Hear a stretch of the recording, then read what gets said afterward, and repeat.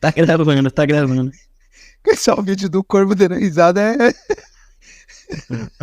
Conceito, a gente tem que ser gótico.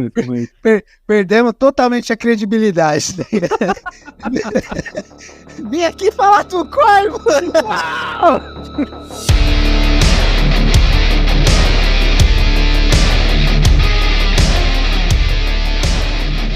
Fala, hatersada de todo o multiverso! E aí, meus jovens, e aí, minhas jovens, e aí, meus queridos e minhas queridas, como é que vocês estão? Beleza? Bem-vindos, sejam muito bem-vindos e bem-vindas. Esse aqui é o HaterCast, aquele podcast onde o ódio escorre diretamente de nossos corações e olhos aos seus ouvidos. Sim, dessa vez a gente vai falar de ódio, vai falar de vingança, vai falar de dor e perda. Dessa vez nós vamos falar sobre o Corvo, mas calma aí, calma, segura que não é sobre esse remake cagado que saiu aí nos cinemas com Bill Skarsgård.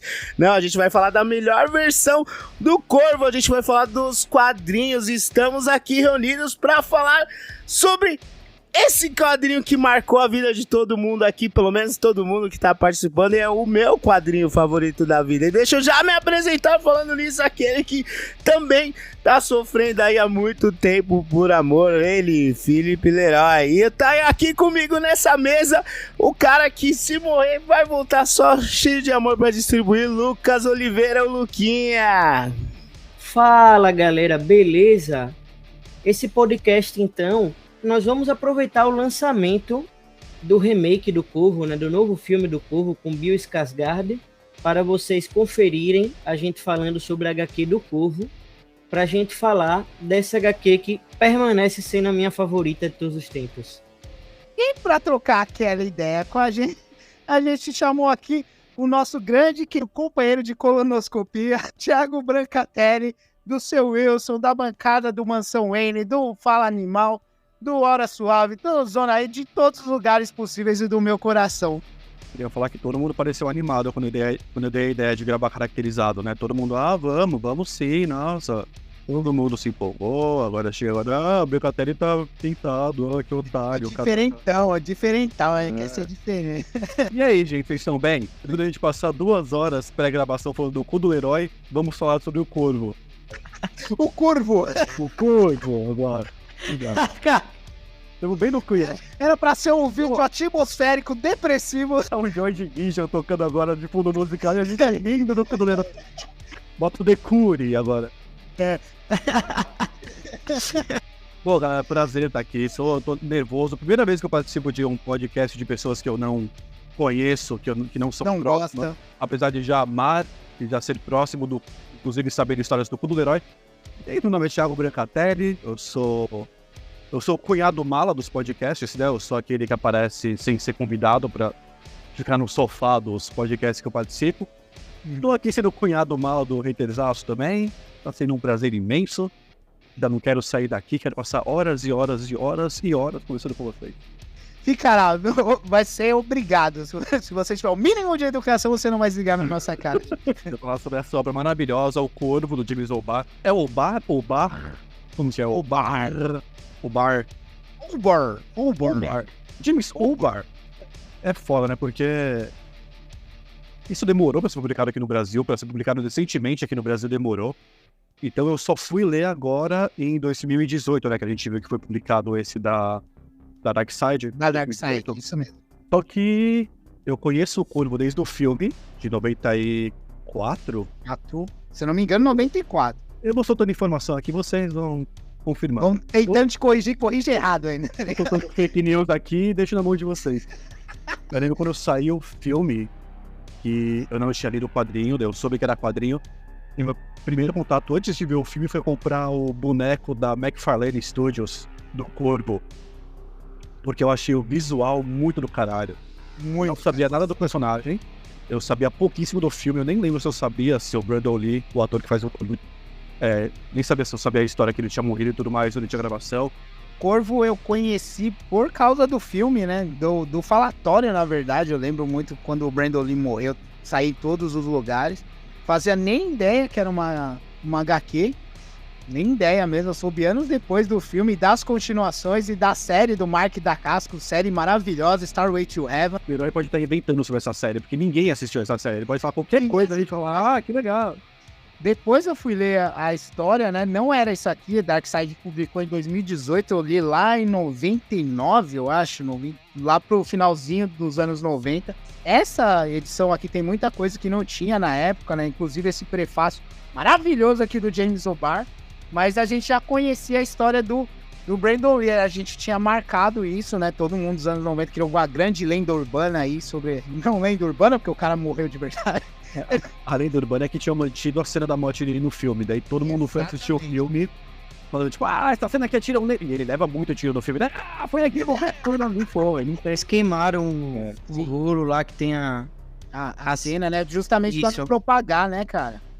E o James O'Barr, no escritor da HQ original, a HQ ela foi inspirada numa tragédia pessoal dele, né, cara? Ele tinha uma namorada que ele não nomeia, inclusive ele fala garota, que era a Shelley, alguma coisa nesse estilo. Ele estava com o pagamento do carro, a documentação do carro atrasada. Ele estava em algum local, ficou bom a mescla. O local, O momento mais trágico da história que a gente tá comentando aqui. um lugar, né? E ele pediu pra namorada dele buscar ele e ela acabou batendo num caminhão, o cara bêbado acabou passando por cima do carro dela e ela acabou falecendo. E isso motivou ele a fazer o Corvo. Você vê na HQ muito traço disso, né, cara? Eu acho que a HQ em si, a HQ original, ela tem 3 coisas assim que me impressionam muito, que é sempre tratando de vingança, dor, né? E não só física, dor psicológica, dor sentimental mesmo. E o cara não conseguir se perdoar. E a culpa, né, cara? Eu acho que isso permeia a HQ. Essas três sentimentos, se é que pode falar, são sentimentos, eles permeiam a HQ todo. E é transmitido também no filme, né? No filme tem mais ação, tem as paradinhas mais... O filme é uma coisa mais leve, assim, digamos, né? O filme não é tão... Não tem essa carga psicológica tão forte, né? Sim. Eles dão uma suavizada em algumas coisas. Tem personagens, por exemplo, no filme, a menininha do filme é uma personagem assim mais alegre, mais pra dar uma leveza, porque a personagem na qual ela é inspirada na HQ é uma situação muito tensa, muito pesada também, numa criança que é abandonada, né, pela mãe dela, né? Que a mãe dela não cuida dela. Tem o próprio personagem do policial, né, que é pra dar ele faz parte da história ali, mas ele dá um tom de humor também pro filme. Essa parte de não poder se perdoar, eu acho que a parte mais... Nessa relida agora que eu dei, do encadernado, é a parte que mais me pega, porque... Isso que o Leroy falou, que essa edição tem coisas que não tinham na primeira publicação e tudo mais. Uma das coisas que o autor incluiu, ele incluiu várias coisas que ele já tinha programado para incluir e acabou não colocando por falta de espaço. E ele também colocou coisas novas que ele repensou assim para poder enriquecer a obra. E uma das cenas é a cena final da obra, que é o personagem do Corvo matando um cavalo que tá preso num arame farpado, sem conseguir se mexer, que é o simbolismo da culpa do James O'Barr. O James O'Barr colocou isso no começo da HQ do Corvo, não revisitou porque ele não tinha entendido direito porque ele tinha colocado, e, 20 anos depois o cara foi lá e percebeu, é por isso que eu coloquei. Então, essa questão da culpa é uma coisa que não tinha, que estava bem sutil, bem inconsciente na obra, na publicação original dele, e que a gente percebe que ele demorou 20 anos, não sei agora, acho que por volta de 20 anos, para entender isso. Então ele se colocou na obra de um jeito que foi uma terapia, e daí décadas depois ele percebeu, cara, era isso que eu queria falar. E você lendo agora com esse complemento, a obra é sobre isso. Sim, não existe mais a obra sem isso. Eu acho incrível isso, eu acho muito foda. E representa tanto o Eric Draven, que se livrar da culpa pela Shelley, que o Eric Draven é o espelho, né, do próprio James O'Barr, e o James O'Barr finalmente se livrando. Tem até outros trechos que ele coloca que são, na história, ela pega muito em flashbacks, assim, o próprio Eric Draven lembrando de alguns momentos, e o James falou aqui que ele colocava alguns momentos que eram particulares dele com essa menina que acabou falecendo na história, só que ele não conseguia se permitir passar isso para as outras pessoas, um sentimento egoísta dele, ele queria manter aquele sentimento para ele, então ele tirou da história. Nessa nova revisitada aqui nessa edição definitiva, ele acabou colocando juntamente com essa do cavalo também, essa metáfora aí do cavalo, porque ele já tinha se perdoado, ele tinha entendido que não era culpa dele, né? Apesar de ele sempre achar, inclusive no caso do Brandon Lee, ele se culpou também, que ele falou, pô, se o cara não estivesse filmando o meu livro, né, a minha HQ, ele não teria morrido, né? E a noiva do Brandon Lee falou pra ele, cara, não é culpa sua, entendeu? Após todos esses traumas que ele revisitou, essa nova releitura da própria vida dele, ele decidiu incluir isso porque ele finalmente entendeu sobre o que era HQ. Essa questão das lembranças eu acho foda, porque é assim, a gente perde alguém, a gente tende pela falta da pessoa, a gente tende a lembrar das coisas boas, né? A gente sabe que o passado nunca é perfeito, relacionamentos nunca são perfeitos e tudo mais, mas a gente se apega às partes boas. Sim. E nessa obra específica, é muito foda como ele muda o tom da arte de uma coisa extremamente crua, quando se passa no presente, uma coisa que é tudo em preto e branco, né? Então traços bem pesados, violência, tudo mais. Pesado, né, cara? Nanquim pesado, bem na pegada de obras autorais independentes da época. Sim. E daí, quando chega na parte das lembranças, é um desenho leve, são traços leves, é uma coisa muito mais elaborada artisticamente. Detalhista, né, cara? Detalhista, e passa muito essa ideia de, tipo, cara, o presente que ele tá vivendo é uma coisa crua, uma coisa pesada, é uma coisa, é quase um pesadelo, enquanto o passado que ele vai revivendo é uma coisa poética, uma coisa linda, é onde qualquer um iria querer estar naquele momento. Verdade. Isso me chamou muita atenção também quando eu li HQ, porque essa questão que a gente fala, né? Eles são um casal perfeitos, né? Como o Branca falou, é uma coisa idealizada.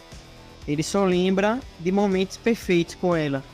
E como o Branca falou, é como se fosse uma coisa quase de sonho, né? Uma coisa onírica, né? Esse passado. Eu ia falar essa palavra aqui, não consigo. A forma que o desenho é bem mais leve.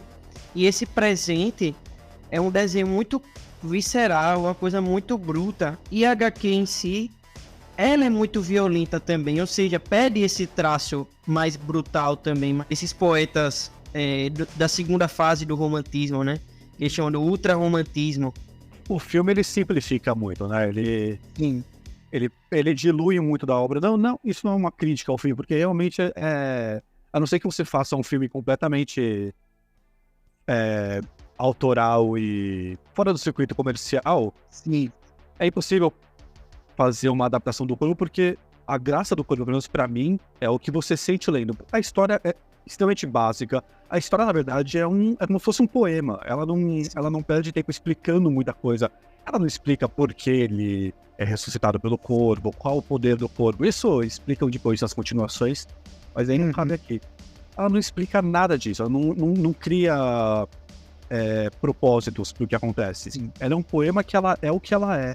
E ela é o que ela faz você sentir que ela é. Então ela é extremamente simples, mas o que você lê, o que você sente lendo, a sensação de perda, a sensação de vazio, a depressão, a raiva que ele sente. E o prefácio, pra mim, é muito importante, porque se você lê essa obra aleatoriamente, solta, sem saber o que tem por trás dela, você vai acabar subestimando muito ela. Se você não sabe que isso foi meio que uma terapia do James O'Barr, você não sabe que isso foi um jeito dele tirar aquilo do peito, tudo que você vê lá, o luto, a raiva, a vontade de agredir alguém, a vontade de sair daqui e se juntar com a pessoa que você ama, tudo isso não é fictício, tudo isso estava aleatório, né? Aleatório, é isso. Tudo isso estava no peito do James O'Barr. E, cara, ele transformou isso em arte de um jeito até meio inconsciente, que né, a gente percebe pelo final que ele coloca na reedição. É isso que emociona, é a carga que tá em cada página. Você não consegue ler nenhuma página sem ter isso no fundo da cabeça, pensando, cara, ele fez isso porque ele perdeu a namorada dele num acidente completamente sem sentido, por culpa de um motorista bêbado, e que ele se culpa por ter feito ela sair da casa dela pra buscar ele, no caso. Então é o sentimento de luto, é a culpa, é a raiva, é tudo que ele joga. É interessante você falar isso, porque sem esse contexto, uma pessoa que for ler isso aqui sem ler o prefácio, sem ler esses textos anteriores à obra, né? Vai ler isso aqui e até achar, pô, não tem sentido a história, é clichê pra caramba, porque acaba sendo clichê essa questão do cara que quer se vingar porque mataram a noiva dele ou mataram a esposa dele. É um clichê de filme de ação. Mas assim, quando você lê tudo, você vai percebendo o que ele tá querendo dizer, o que ele tá querendo passar. E eu acho, tipo, sensacional isso aqui.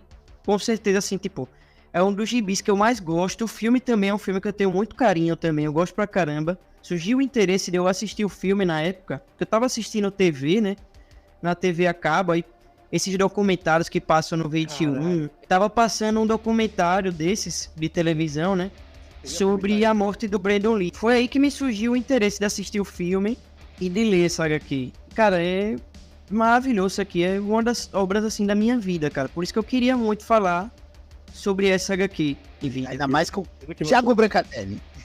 E que você falou, eu adorei, porque é exatamente o que aconteceu comigo. O que eu falei que eu não lembro quando que eu soube da morte do Brandon Lee é isso. Mas eu acho que foi por 97, 98, que eu tava na sala com meu pai, e a gente tava vendo exatamente um desses, acho que era Entertainment Television, alguma dessas que tava passando um documentário também, e passou um documentário sobre o Corvo. Exatamente o que você falou. Eu lembro que na hora o meu pai não tava interessado, mudou de canal, mas eu tava super interessado naquilo. Eu tinha 12 anos de idade e, porra, um ator, cara, o filho do Bruce Lee morreu no filme do Corvo e tudo mais. E daí foi quando eu comecei eu já tinha até o boneco, eu já conhecia pelo visual, mas foi aí que eu comecei a ir atrás das coisas. E é legal porque é uma época que era uma informação que era preciosa de ter, né? Tipo, a gente via Homens de Preto, a gente via o Corvo, a gente escutava, sabe que é baseado em quadrinhos? E ninguém sabia.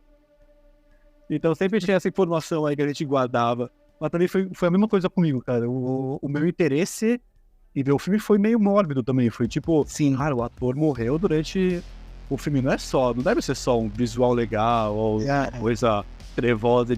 Não, cara, tem uma coisa aí por trás.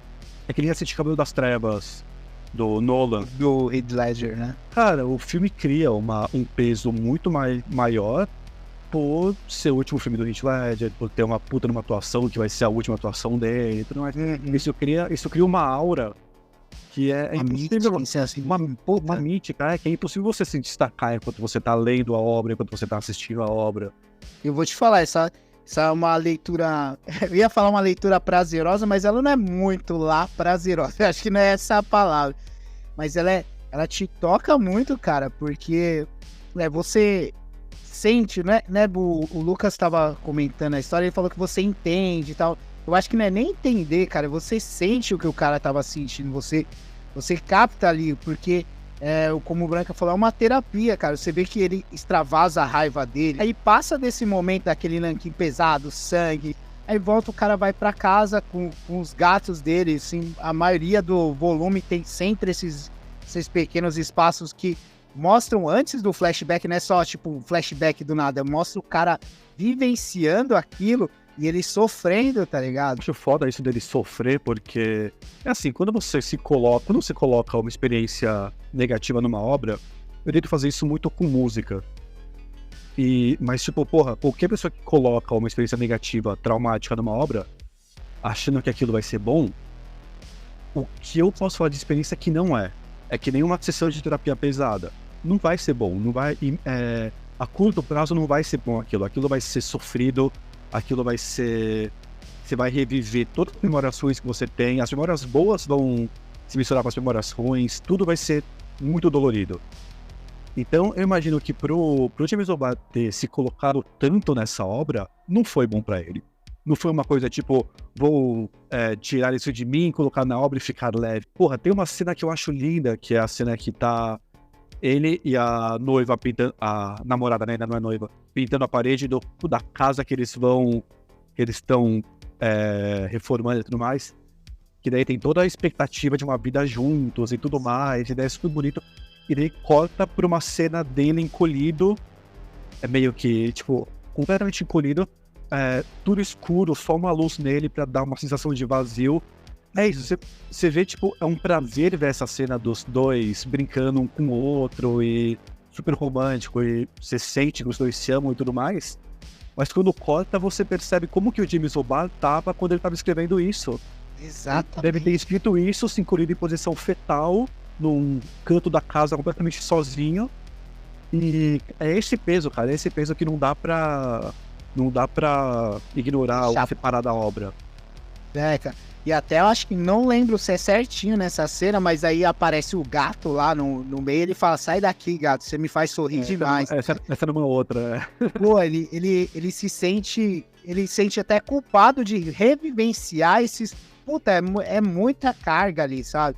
Mas eu acho que a carga tá na mistura desses dois, cara. Você mostrar, dos três no caso, né? Mostrar a felicidade, a perda, né? A dor e a raiva, né? O ódio que ele sente não só do pessoal que fez aquilo com a Sherry, ou no caso, trazendo pra nossa realidade, o O'Barr tem ou tinha com o cara que causou o falecimento da esposa dele, da mulher dele, mas também a raiva que ele tem com ele mesmo, porque o Corvo se deixa machucar, tá ligado? Todas as cenas de ação, ele não é aquele cara que fica desviando, que e tal, não sei o que. Ele se deixa machucar, ele se expõe, ele toma tiro. Tem uma cena no meio desse massaveísmo aí, disfarçado, que ele entra no meio do boteco lá, ele abre os braços e deixa o pessoal atirar, porque cada bala, cada dor que eles colocarem em cima dele nunca vai ser maior que a dor que ele sente quando fica sozinho na casa dele, relembrando o que ele perdeu, sabe? E a culpa que ele tem por ele ter vivenciado essa perda, ele ficou vendo o que estava acontecendo, mas inativo. E os caras espancaram ela, mataram e depois espancaram ela também. E ele ficou vendo, e o Corvo, a representação do Corvo fala, não olhe, né? Não olhe, que é uma coisa que o próprio Corvo, ele faz esse papel na história, que ele tenta mostrar pro Eric deixar aquilo pra trás. Esse não olhe não é só não olhe o sofrimento dela. É tipo, cara, esquece isso e transcende, tá ligado? Segue em frente, sabe? Aceita que não é culpa sua, tá ligado? Não adianta você ficar olhando pra trás, pro seu passado, pros erros, sejam seus ou não. Você precisa aceitar que aquilo aconteceu e seguir em frente, que é o que acontece no final, né? Que tem aquela metáfora lá do cavalo. Antes era só ele deitado ali na lápide, né? Tal. Que quando ele finalmente aceita que a culpa não é dele, até o Corvo é bem explícito nessa parte, ele fala, não é sobre vingança, não é sobre raiva, é sobre culpa, você precisa aceitar que a culpa não é sua, entendeu? Você não tinha o que fazer. Cara, é demais, cara, esse tipo de coisa, essa representação escondida, esse subtexto que às vezes é explícito, né, a cena dele tomando os tiros é bem na cara mesmo, assim.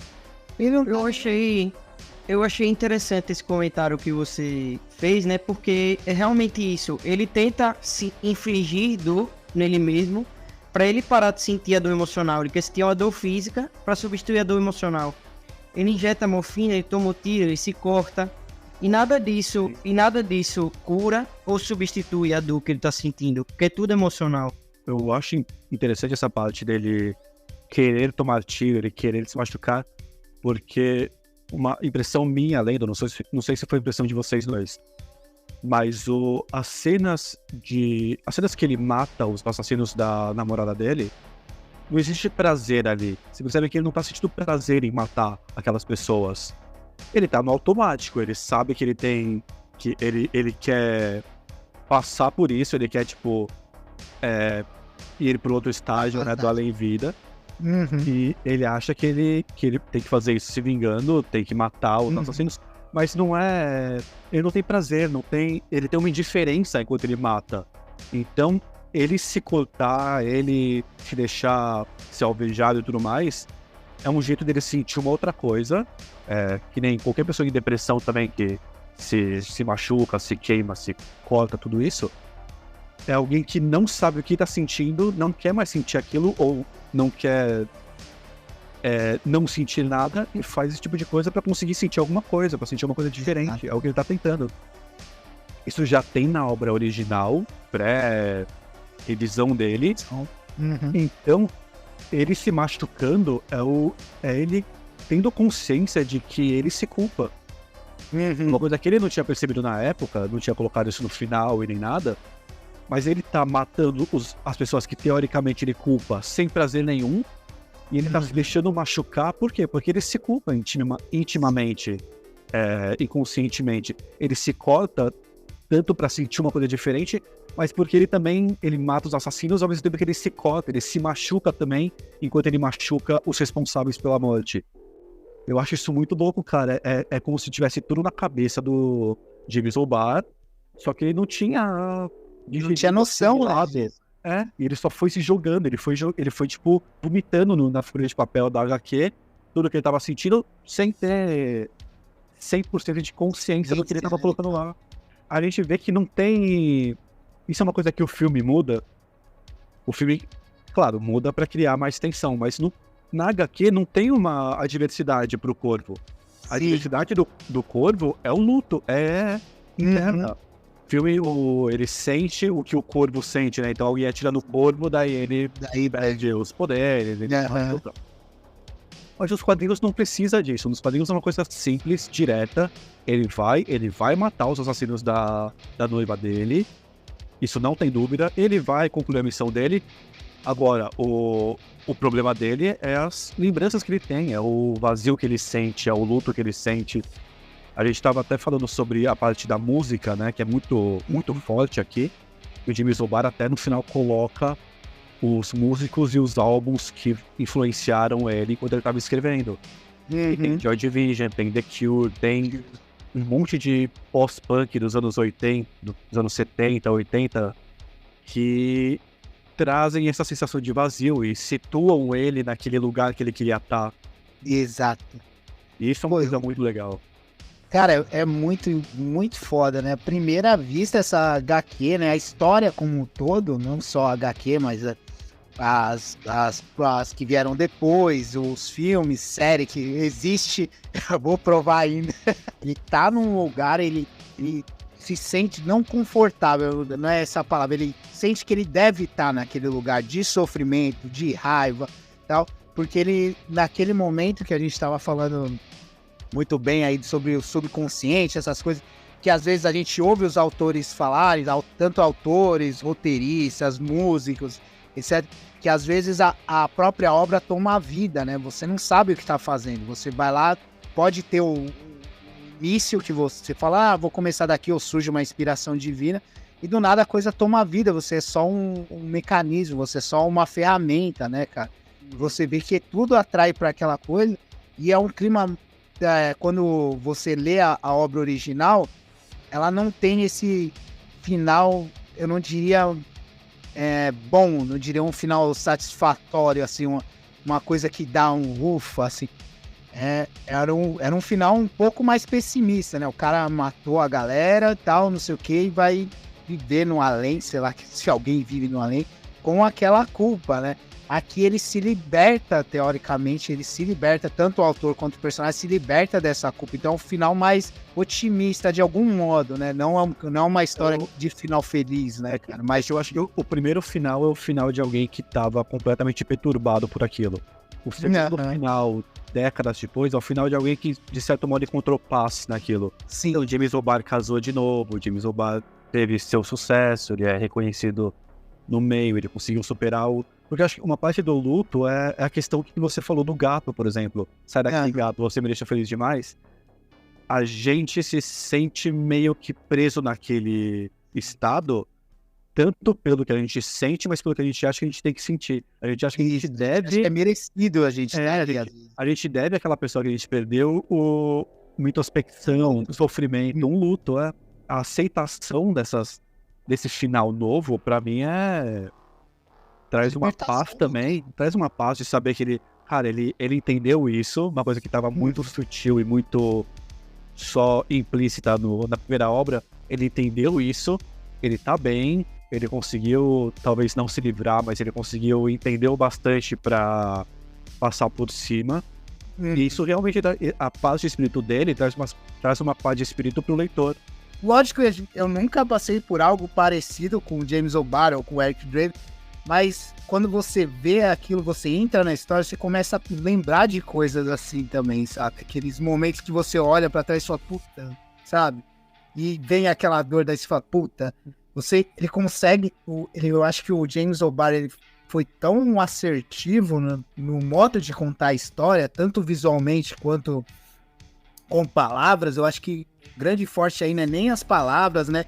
É o visual que ele imprime aí, a narrativa gráfica dele é puta foda, assim, é mais do que só palavras ditas, assim, as cenas às vezes dizem uma coisa, as palavras dizem outra, e a cena é mais forte do que tudo, te transmite muito sentimento, que te transporta para aquilo, para suas lembranças, assim, tanto as ruins quanto as boas, e você, tipo, cara, aí você chora, tá ligado? Pelo menos comigo, assim.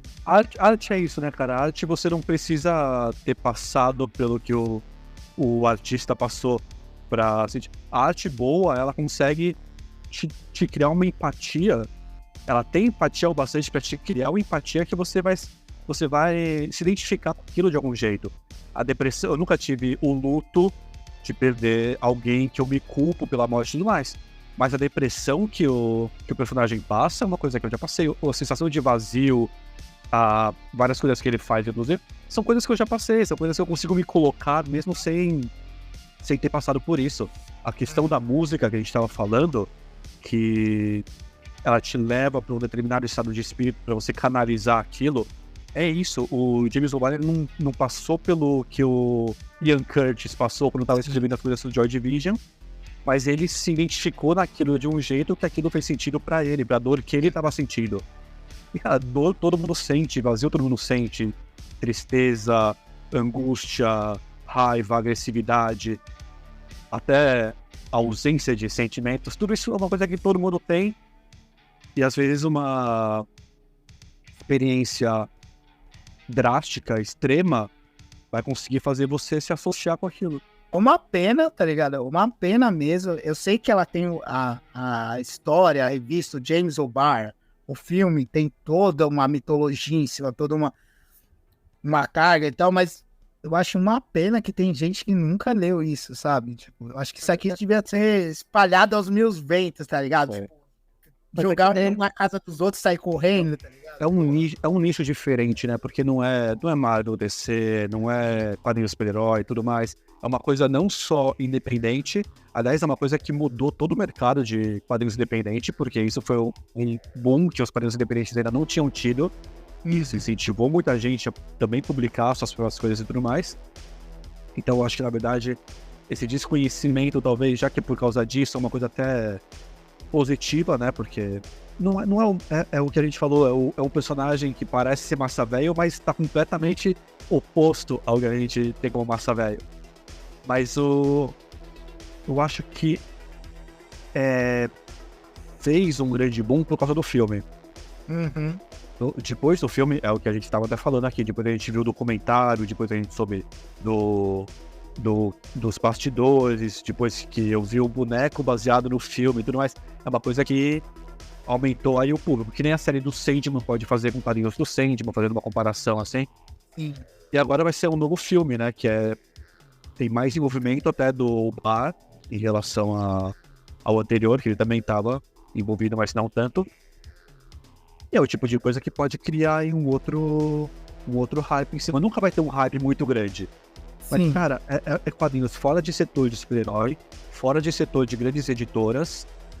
E é o que a gente tava falando, é um quadrinho que não é pra você ler e ponto. É pra você sentir o que aquilo te passa. É muito mais complexo, é o que muita gente tem preguiça, na verdade. Acho que a gente vê muito autor, não vou nem citar nomes porque é muito questão de opinião, a gente vê muitos autores que a gente lê só pra ver, sei lá, luta ou pra ver uma história que avança e tudo mais, mas que não te faz sentir nada. Você lê meio que protocolarmente, por uma obrigação. Segue a cartilhazinha, né? E quando eu li essa HQ também, tem esse aspecto visual que a arte dele é muito única. É uma arte que eu não estou acostumado a ver em outras HQs. Até porque é um estilo que normalmente foge do que eu gosto. Normalmente eu gosto de uma arte mais limpa e aqui é mais suja. Uma dúvida que eu vou jogar pra vocês aqui. Vocês concordam que o filme, por mais legal que a gente ache que ele é, por mais que a gente goste, tudo mais, ele se beneficiou da tragédia, tipo, se beneficiou entre aspas, claro, tal qual é benéfico a gente saber da morte da noiva do James O'Barr quando a gente lê a obra. Vocês também acham que é uma coisa que o filme se beneficiou no quesito de não teria sido tão relembrado, não teria feito tanto sucesso se o Brandon Lee não tivesse morrido? Eu acho que sim, cara. Eu acho que isso criou, até porque foi amplamente divulgado, talvez não propositalmente, né? Porque também ninguém fala, ó, o cara morreu aqui, vamos lá. Às vezes fala, né? Mas sim, eu acho que se beneficiou, criou essa aura em volta tanto da obra quanto do filme. Tanto que você e o Lucas relataram, né, que o que levou vocês a falar, porra, eu preciso ver esse filme, despertou interesse, às vezes até mórbido, foi justamente o caso do Brandon Lee, né? Isso vendeu o filme propositalmente ou não. E eu acho que isso ajudou no filme, como também, até levando para mais pro agora, não tão agora, mas trazendo um pouquinho mais pro presente do que o próprio filme, como foi o caso que muita gente fala do Oscar do póstumo do Heath Ledger, né? Se ele não tivesse morrido, se não tivesse acontecido isso, ele não ganharia o Oscar, apesar da atuação dele. Mas ganha um peso, querendo ou não, você pode até falar, não, o cara atuou pra caralho, o Brandon Lee também tava no auge dele, ele tava lá, o filme seria bom de qualquer jeito, seria, mas eu acho que não teria o peso e a mitologia, a mística, a aura que foi criada em volta se não tivesse acontecido isso. É foda, né? Porque é um filme sobre luto, baseado numa obra sobre luto, e que tem todo o peso do luto. Então, a retroalimentação maluca, cara. Eu concordo também, eu acho que o filme se beneficia, sim, disso, que atrai o interesse das pessoas, e como o Leroy falou, cria uma coisa quase mística, né? Quase lendária. As pessoas gostam de criar um herói, de criar um vilão, entendeu? O filme cria meio isso, né? Como o Leroy falou, o Heath Ledger, ele acabou virando, assim, ele é o vilão do filme, né? Mas ele acabou virando o herói de uma galera, assim, né? Como ator, né? O Brandon Lee também, o Ayrton Senna, quando ele morreu lá na corrida, né? Ele virou um herói até hoje, né? Pro povo brasileiro, pro povo que gosta do automobilismo. E eu acho que sim, o filme acabou se beneficiando disso. De certo modo é uma merda, né? Que sempre a maioria só lembra de O Corvo na questão da morte do Brandon Lee. Na morte do Brandon Lee. Porque o filme do Corvo, eu sei que a gente estava falando da HQ específica, mas falando um pouco do filme, o filme do Corvo é um filme muito bem pensado esteticamente, muito bem dirigido.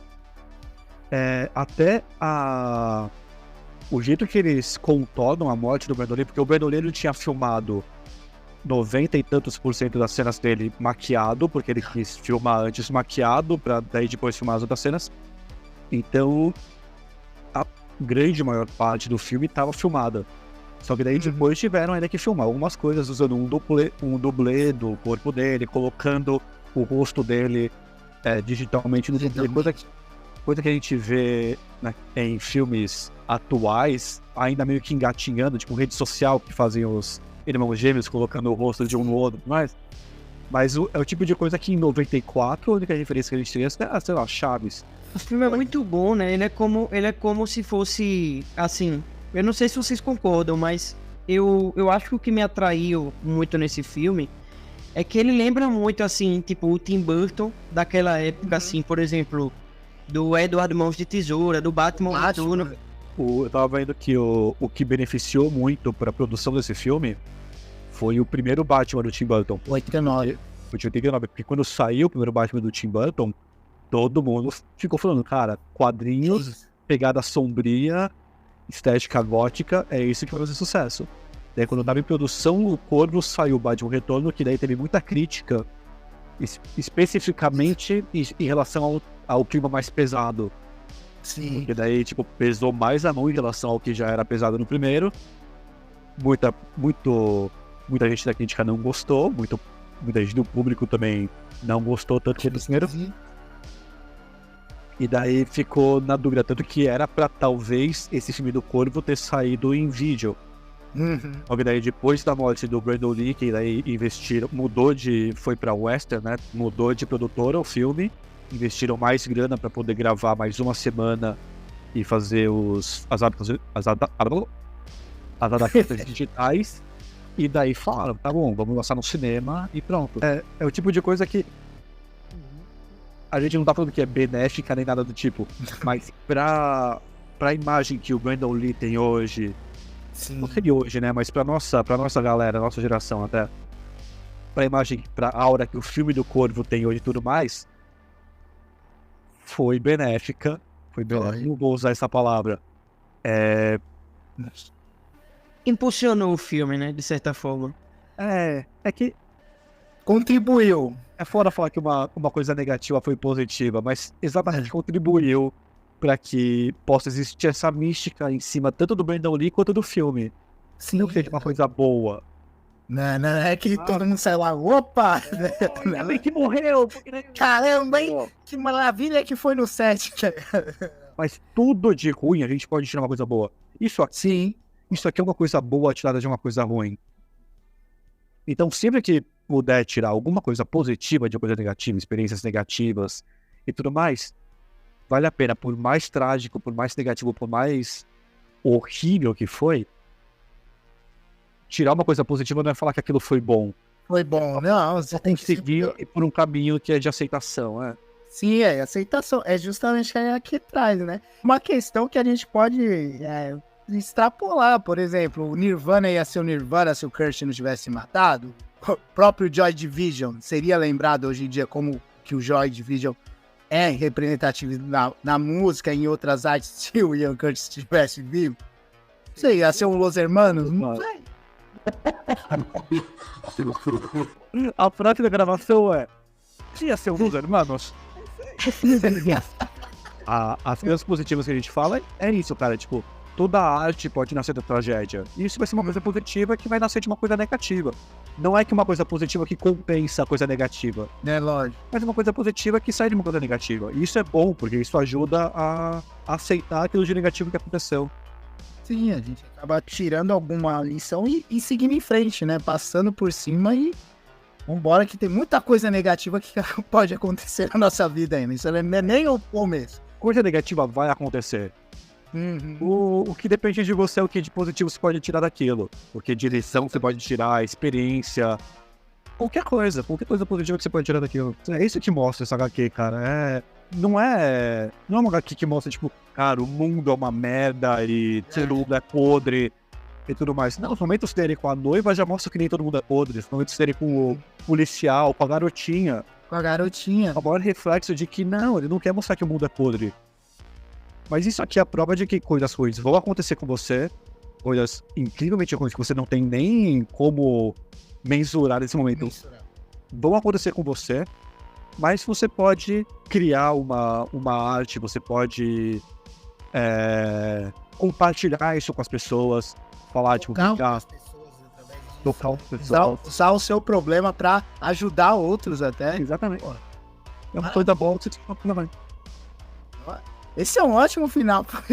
Caralho. Era o que eu ia falar, pô. Depois disso eu não tenho mais o que falar.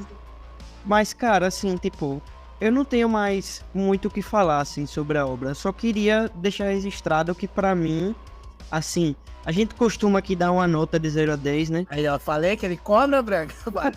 Viu? A minha nota, né, de 0 a 10, né, pra O Corvo, seria 10, porque, como eu falei, cara, é uma das obras, assim, da minha vida, velho. Um dos quadrinhos que eu mais gosto, assim, de todos os tempos, assim, que eu já li. É uma coisa que me toca muito. É uma coisa que tem esse aspecto da arte que eu gosto muito, de ser uma coisa tocante, de emocionar.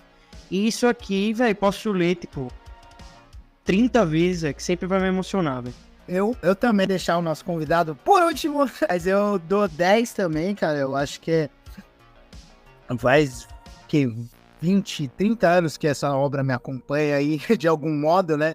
Às vezes bem presente, como agora tá aqui do meu lado, às vezes só nas lembranças.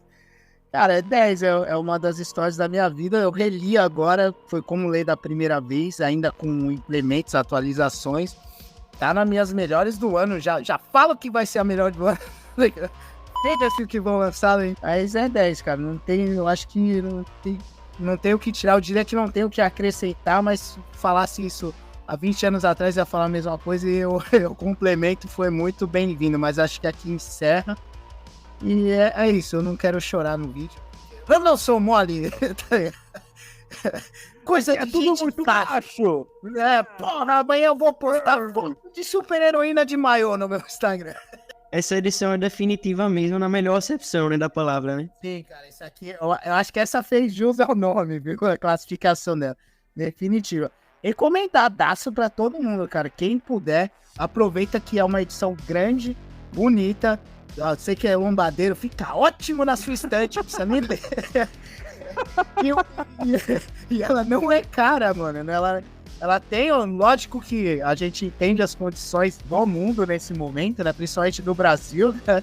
Mas, cara, é uma edição que, se você for escolher entre isso e Silêncio, Batman, sei lá, qualquer tipo de eles do Batman, dá uma arriscada disso, cara. Tenta fugir um pouquinho da casinha aí, Marvel DC, tá ligado? Vai pegar Homem-Aranha de Dan Slott, puta que pariu, né? Pega isso aqui, dá uma lida, que talvez mude sua vida, talvez não, seja só um peso na sua vida. Isso aqui você jogue na nossa cabeça quando vê a gente aqui na rua em São Paulo, mas vai valer só por você ter conhecido.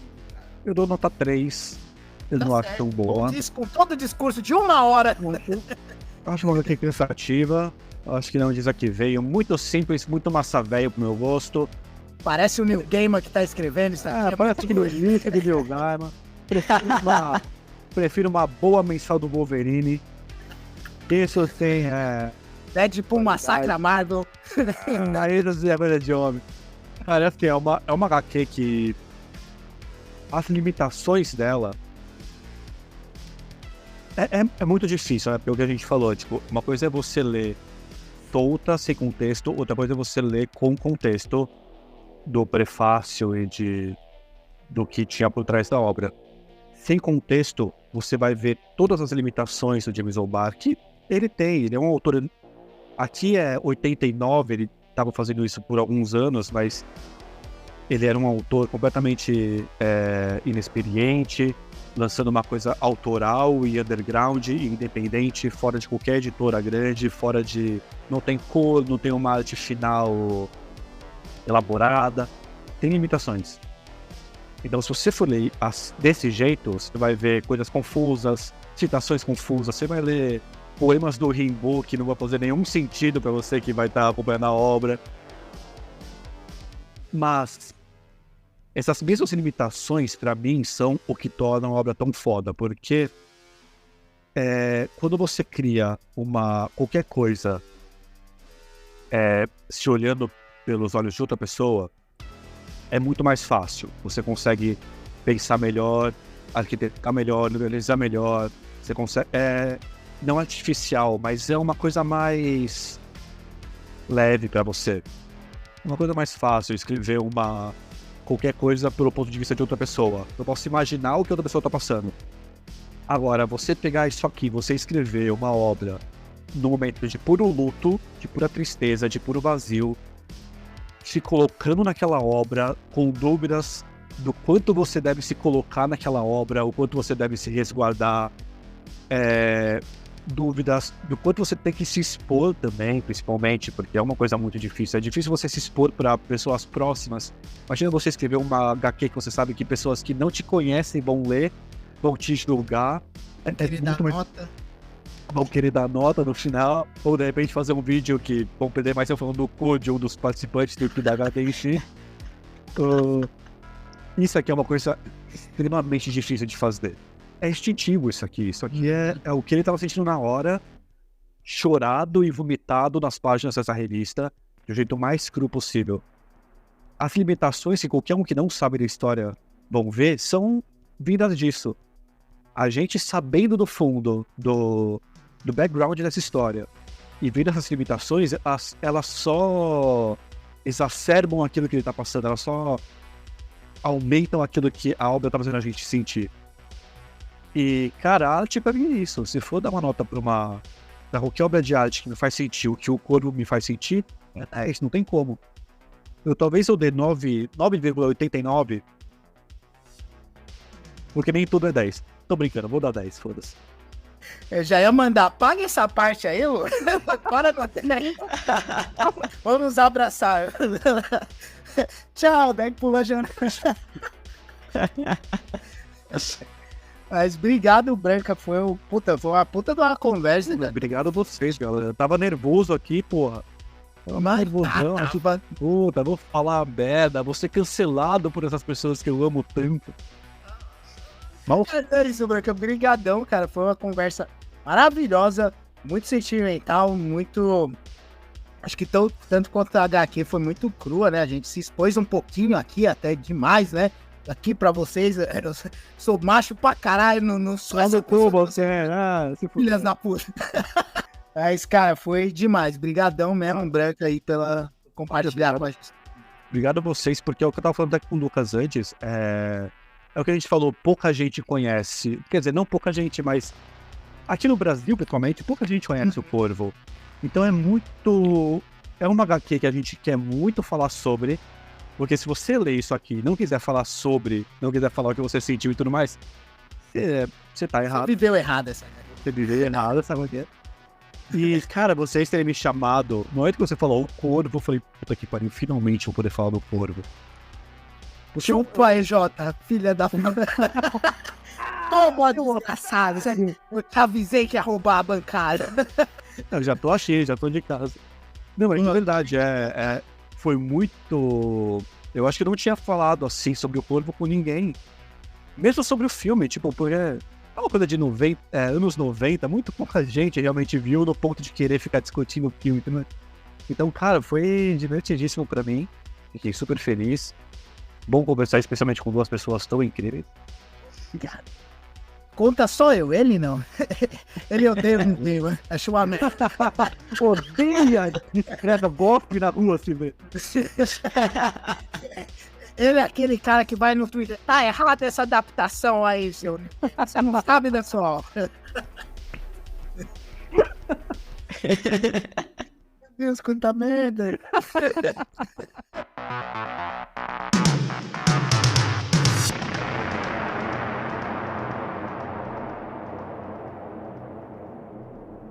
E depois de muito choro, muitas lágrimas, muitas dores, muitas risadas, a gente vai encerrar o programa aqui. Então, chegou aquela hora do recadinho do coração, recadinho pós-mortem, sim. Vamos deixar aquele jabazinho, o recado do coração.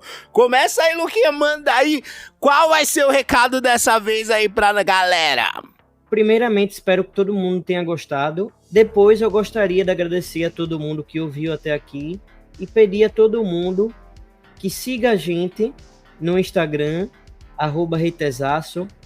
Siga a gente no YouTube, se inscrevendo no nosso canal, Reitesaço. E acompanhe também aqui pelo Spotify, pelo Deezer, pela sua plataforma preferida, o nosso podcast Hatercast, que sempre vai haver novidades por aqui. Valeu, tamo junto, um abraço. Bom, é isso, galera. Então, mais uma vez, agradecer a presença de Thiago Brancatelli, o Branca aqui, deixar aquele espacinho pra ele mandar o jabá, o glorioso jabá, o famoso jabá aqui dele. Mais uma vez, muito obrigado, Thiago Brancatelli, o Branca de nossos corações. Deixa aí, o espaço é teu. Muito obrigado novamente por compartilhar e abrir o seu coração com a gente aqui durante essa hora, falando do grande quadrinho Corvo. Tem o microfone aí, é teu, meu jovem, vai na fé. Eu sou o cunhado chato que fica no sofá do Mansão N, do Fala Animal, participo lá dos dois podcasts. Espero que vocês ouçam e gostem do que eu falo, porque se vocês não gostarem do que eu falo, eu vou me sentir muito excluído. Cara, é isso, eu adorei participar aqui. Essa intimidade gostosa, vendo aqui a casa de cada um de vocês. Me sinto já no quarto. Me sinto no quarto de cada um de vocês já nesse momento. Não só no quarto, mas no coração também. Você tem o seu lugar reservado. E queria falar que eu amo vocês dois. Amo todo o pessoal do Haterzaço, mesmo quem não está aqui porque claramente não quis falar comigo. Amo todo mundo que está assistindo esse programa fantástico. Esse que será bem editado para tirar todas as bostas que eu falei.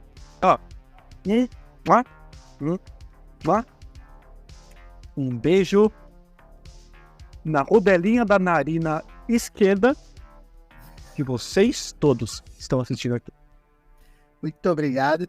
E pra dar aquela força no canal, siga as dicas do Luqui, segue a gente lá nas redes sociais e também no YouTube. Se inscreve pra não perder mais nada. E também aí no seu agregador, nos seus aplicativos de podcast e música favoritos. Também use nossos links aí pra ajudar no crescimento do canal. E toda vez que você for comprar na Amazon, Panini, Shopee, use os links que vão estar aí na descrição das nossas páginas aqui, inclusive desse podcast, pra ajudar a gente a ganhar aquela verbinha pra comprar nossas coisinhas aqui, melhorar cada vez mais pra vocês, tá bom? Acho que é isso, galera. Um abraço e beijos pra todo mundo que acompanhou todo esse podcast aqui novamente. E a gente se vê daqui a um tempinho de volta com mais novidades sobre a cultura nerd pop aí. Valeu, beijos e até mais.